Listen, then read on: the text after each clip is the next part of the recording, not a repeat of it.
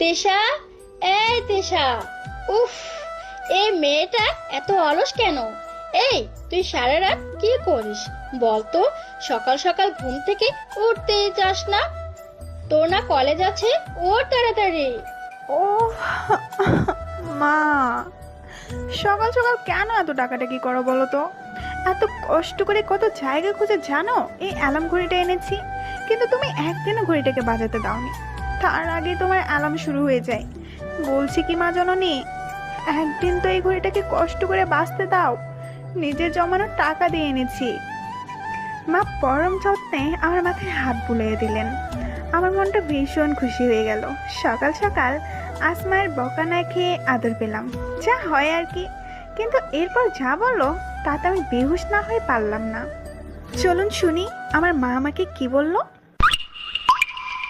তিশা মা আমার, শুধু ঘড়ি কিনে এনে অ্যালার্ম সেট করে রাখলে তো হবে না। ঘড়ি চলার জন্য ব্যাটারিও লাগে, যা তুমি ঘড়িতে লাগাওনি। তাই বেচারা ঘড়িটাও তোমার মতো অলস হয়ে ঘুমিয়ে থাকে। তাই তো আমার অ্যালার্মটাও শুরু করতে হয়। আমি মার কথা শুনে আশ্চর্যের চরম সীমায়। ছি, কি লজ্জা! আমি ঘড়িটা চেক করে দেখলাম, সত্যিই তো ঘড়িটাতে তো আমি ব্যাটারি লাগাতেই ভুলে গেছি।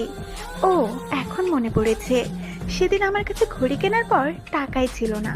ভেবেছিলাম বাসায় এসে ভাইয়াকে বা বাবাকে বলবো ব্যাটারির কথা, কিন্তু বাসায় এসে ফেসবুকে গল্প করতে বসে গেলাম। আর মনেই ছিল না। নিজের বোকামের উপর নিজেরই রাগ উঠছে। এই রাগে আবারও ঘি ঢালছে ড্রয়িং রুমে বসে আমার শয়তান রায়হান ভাই। আমার বোকামের কথা শুনে হাসতে হাসতে গুঁড়ামুড়ি খাচ্ছে। আমার মন চাইছে ওকে ঠান্ডা পানিতে চুপাই। আসুন নিজের পরিচয়টা দিয়ে দিই এর মাঝে। আমি তিশা, এবার ইন্টার সেকেন্ড ইয়ারে পড়ছি।